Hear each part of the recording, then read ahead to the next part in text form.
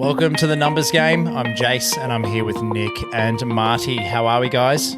Going well, thanks, Jace. Feeling good this week. We're going to get back to helping the real people out there with mortgages and real circumstances of trying to upsize homes and support families. So should be a good one. Looking forward to it. Nick, how are you? I'm good, Marty. Yeah, also looking forward to today.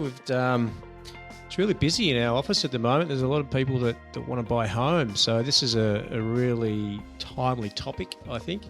And hopefully we can give some people some, well, not so much advice, but some help. Because I think there's a lot of people that are going to have what we're talking about on their mind. How are you, Jace? You still sunning yourself up there, or you made your way back to Melbourne? Nah, still sunning myself. It's we get quite a few eps done in quite a short period of time. Don't be fooled, people. I'm not living the high life up here for too long. Just utilising those Jetstar flight credits from COVID times. So I was actually going to throw in there that the house deposit took a little bit of a hit recently. I had to get Invisalign. My teeth have got this kind of issue where my jaw clenches in at night time. Pushed all my teeth in. And I need to have Invisalign to correct it. So thanks to the lovely team at South Yarra Orthodontics for the $9,800 worth of Invisalign for the next 2 years, and then 2 years of retainers. So looking forward to doing some eps with my retainers or my Invisalign guys. So look forward to those episodes where I might have a lip coming up in future. At what age do you just not give a shit? 51. It's actually, Nick, to be honest, I've put up with the bottom teeth being a little crossed over and whatever, and there's never been a problem. But this has become medical in a sense that if it keeps going, they're all just going to keep facing into the point where I'll expose roots and shit. So that could stuff up our YouTube numbers. Don't you just get new ones these days? Yeah, I like my own teeth, Nick. I don't want some fake teeth. I like my ones I was given, mate. So, but thanks anyway. But now to get things back on track, since I took it off track with my teeth coming out of my house deposit, sometimes these things happen. So maybe we'll talk about this, Marty, in the episode coming up. We're talking about, can we afford to upsize our home and other things in growing a family, upsizing homes. But before we crack into that, I might mention that the great team at Innovate are the sponsor of this episode, which is very fitting given that is one of the major things that Innovate do, is helping young people or people of all ages to be able to get into a home, whether it's their first home, upsizing their home, renovating homes, all different things. And having recently signed up to Innovate's marketing kind of flow, I'm getting all these helpful emails that are talking me through, different savings tips, different budget tips. How much do I need? What is mortgage insurance? All these things. So even if you don't know if you're quite ready, getting onto innovate.com.au and signing up to that sequence of emails that come out, they are some of the most helpful emails that I've read. So jump over there and check it out. So hopefully, boys, I've done justice to kick off this episode talking about buying homes and home loans. And Marty, over to you, mate. What are we talking about? Well, first of all, don't worry about corrective surgery. When they start replacing things in your body, that's the thing to look forward to next, Jace. Can I just put that up with my new hip? And I'm looking forward to what else is going to be replaced in the future. So rest assured you're in good shape, mate. But yeah, look, like Nick said, I think we're pretty buoyant at the moment. There's a lot of people wanting to buy. They're probably just not thinking about buying the thing they were thinking about 12 months ago. So people are getting themselves in a good position. We're seeing a lot of activity on the front end. It's just about more stock coming into the market and affordability to where people can buy more so than anything else. But I thought today we'd talk a little bit about, when you're thinking about starting a family, how do you think about that? In regards to, should we upsize our home? Should we look to renovate? What are the pros and cons? And, we've all been in that position. So I think we can, we can help. Or you guys are thinking about that next stage of your life. A lot of our clients I deal with are in that position. So we'll work through that today. And it's a very different environment now to what it was 20 years ago. Because like I said, 20 years ago, you could be on a strong wage. And because expenses were so low, you could actually support a partner to stay home and look after children. But in this day and age, it's certainly much more challenging. And people have to think about, well, what's the consequence of going down to one wage? And in some ways, I find that a little bit sad, because you should always be thinking about starting a family, because that's what you're going to keep for the rest of your life, right? So, and I just did some numbers on it. So just to give you some indication. So let's say you had a home worth $750,000 and you had a mortgage of $500,000. So your repayments roughly would be about $2,839 per month. Your living costs now as a couple would be $5,000, I would think, in this day and age. So your total spend per month $7,839. Now, if you're on $90,000 each, which is pretty good wage, you're basically bringing in $5,707 each per month, so that's a total of $11,414. So you take out that expense of $7,839, and you still have a surplus of $3,575. So you're going well. You're going okay, right? And then you think, okay, well, we want to have a family. So what happens in the transition of going down to one income? What do we need to think about? Do we need to think about putting surplus cash in the account for the next 12 months while one goes on paternity or maternity leave? These are sort of things you've got to start asking questions and working with professionals on to make sure you're in a good situation. So now, if you were to upgrade, so let's say you sell, you'd lose approximately $20,000 on agents' costs and other fees. You pay out the mortgage, and you're left with around about $230,000 on a deposit that you can utilise. So your new scenario, you get an extra bedroom, looks a little bit nicer. You buy for $900,000. Your stamp duty is $55,000, so your costs are $955,000. You now borrow $765,000. You have a little bit of mortgage insurance of $10,000, so you got a new loan of $775,000.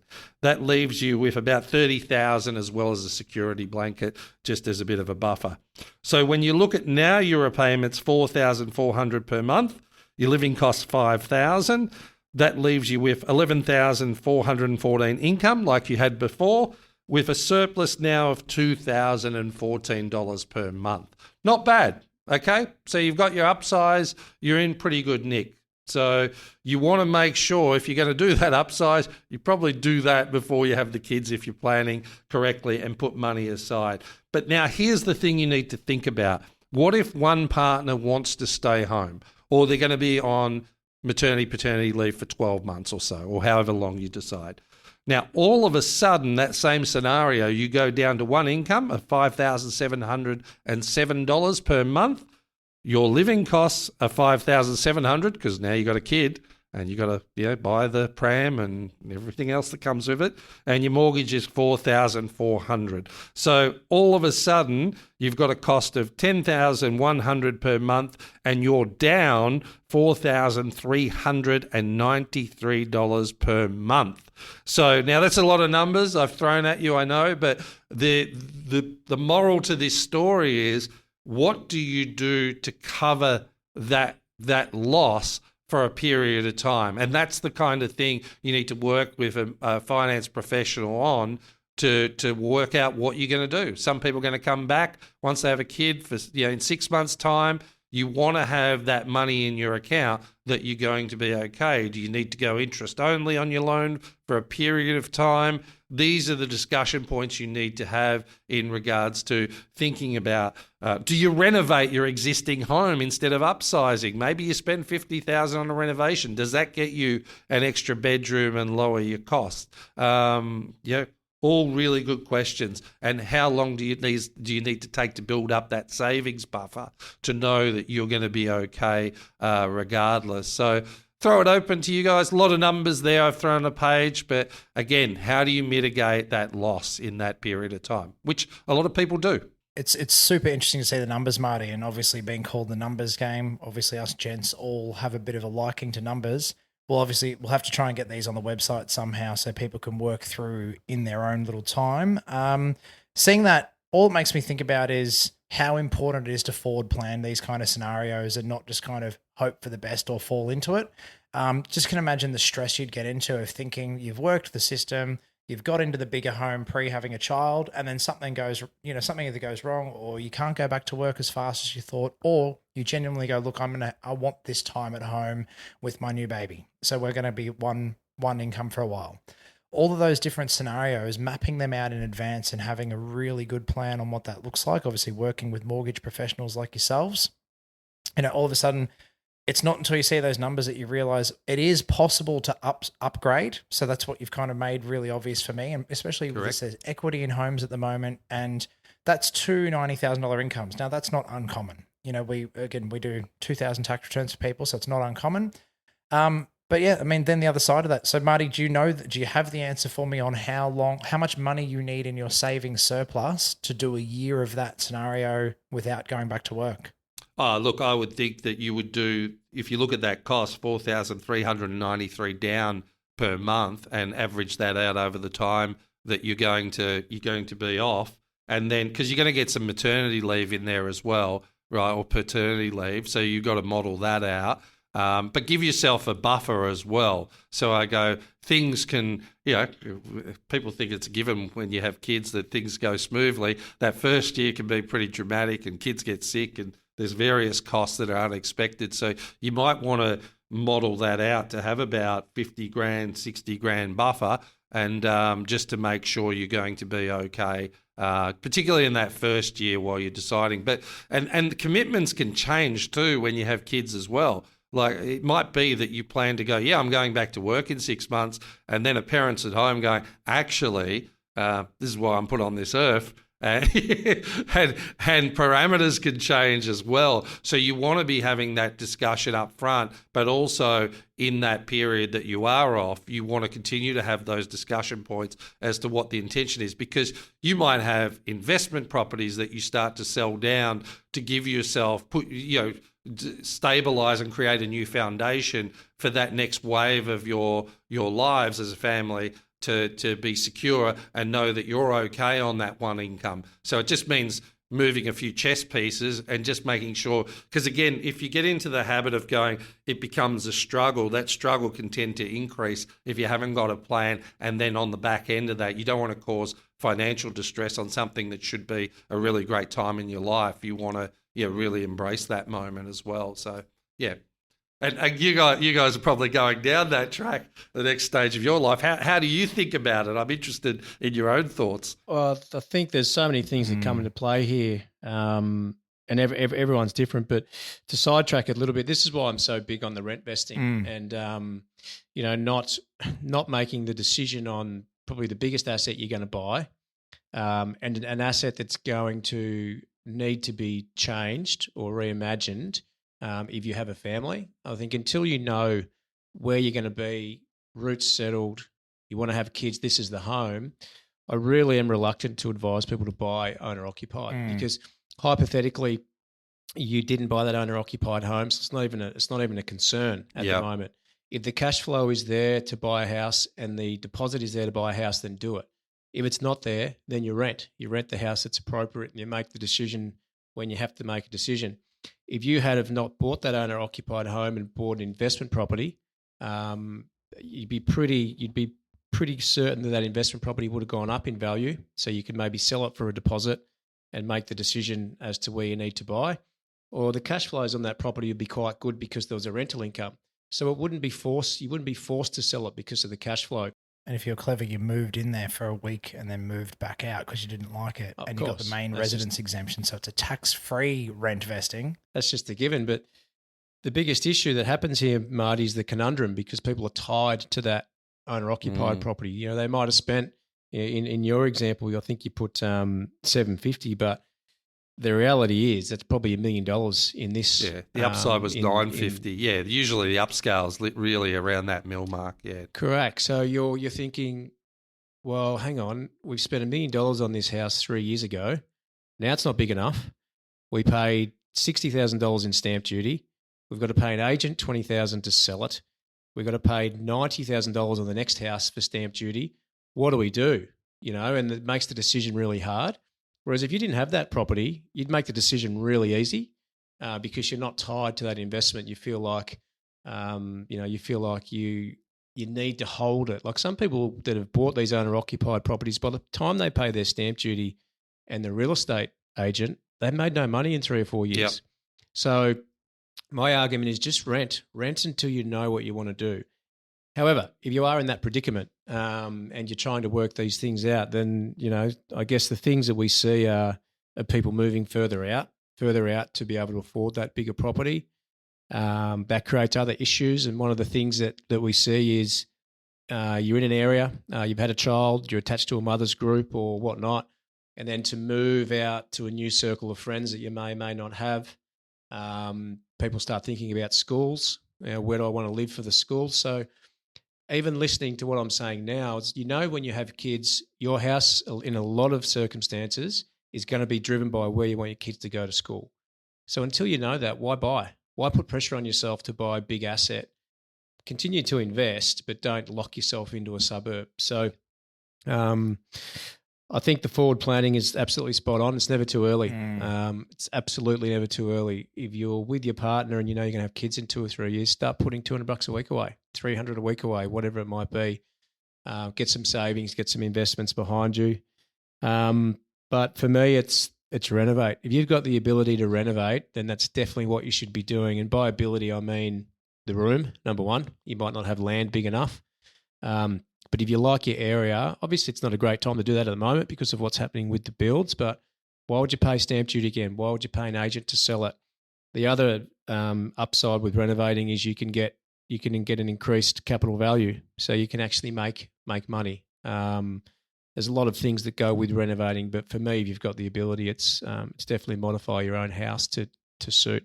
I like the idea of that, Nick. I really like the rent investing idea too, because again, if you're in the environment you want to be in, and sometimes the rents are lower than holding the mortgage on that upside as well. So you could, your cost of living is actually reduced by renting where you want to live. And I know, people say they want to nest and, they want to have that. But again, you could nest in the future, set up your nest, and you buy something that's a less valued asset somewhere else with a great return, and you're in the market, which is going to help you down the track when you want to buy that owner occupier in years to come. So again, it's good to get into the market, but what's feasible for you? So I think it's really good advice. Jace, how are you thinking about it? Well, it's just off the back of Nick saying that there, it actually resonates a lot. Case and I have gone back into, we got married, we've done some travel, we've had our fun, and now we're talking families and houses again. We're coming back into that space, but we love where we live, but we don't want to spend money on an apartment in South Yarra. So that example of being able to buy something and rent it out, lock in an asset that's going up in capital value. It's got a tenant in there that's renting, so it gets us in the game, but we don't need to commit to it being the one that we want to live in for the next couple of years. And it does give us that flexibility and freedom. So I think what this app has done for me, and just hearing some scenarios and talking numbers, it's actually how many options there are off the back of either being in the market and thinking about changing and moving somewhere else, all of the moving parts like stamp duties and agent costs and pre-approvals and equity, and then losing an income if you are about to start a family, or losing an income again if you're about to have, baby number 2, 3, so on and so forth. Then the options of not only upsizing but renovating, and then the other option of, you may have just rent vested and you're renting somewhere else that Nick threw in at the end. So I think, what is clear to me is it's having a financial plan, having a mortgage broker that you can model these scenarios with, and mapping out a few different options, because it is liquid, it's fluid. There's multiple options you can choose, and there's not necessarily a one recommendation that suits everybody. And you make a good point too, going out into, let's say, into suburbs that you weren't intending to. That circle of friends is powerful.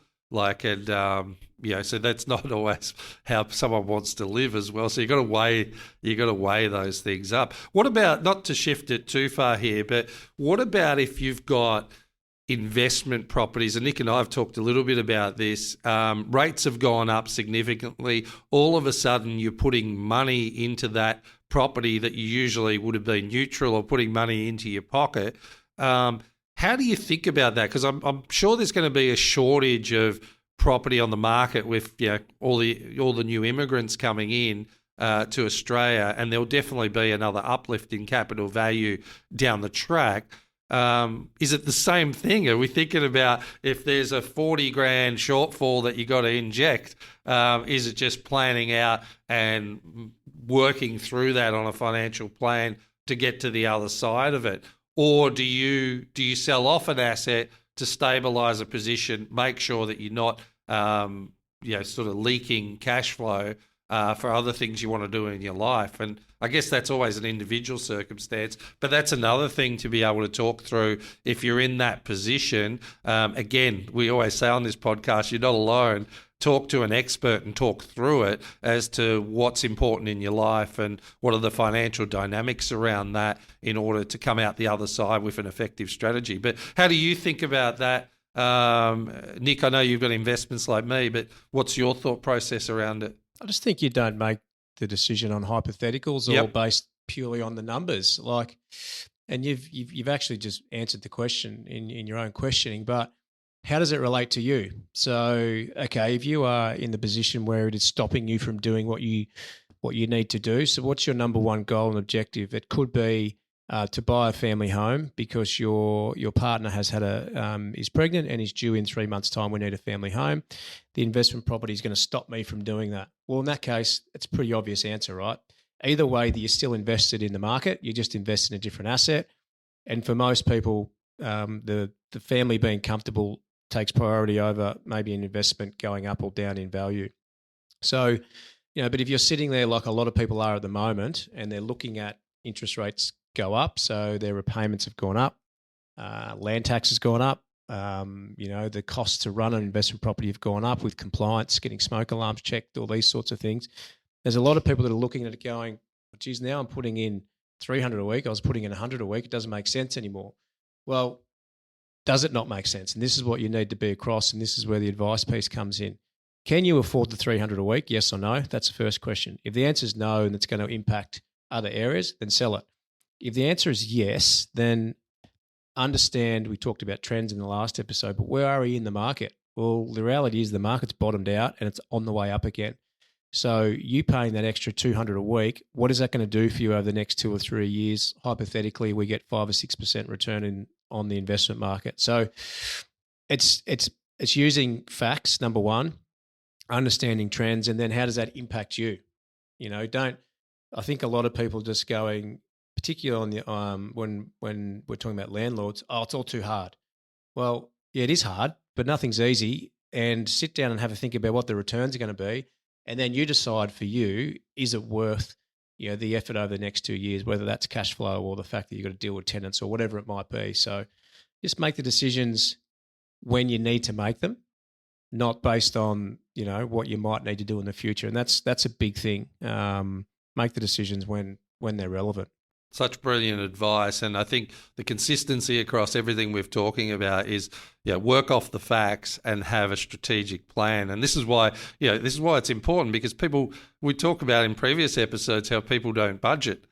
It's like it's not as hard as you think if you're willing to do the work on it. And the driver of what do you want in your life and creating that stability around, family decisions are just as important as any other financial decision in business or in personal finances. So, well answered. Jace, resonate? Resonates, and have just thought this is an absolutely great episode for anyone out there who, is needing this content, needing an understanding and mapping this out for themselves.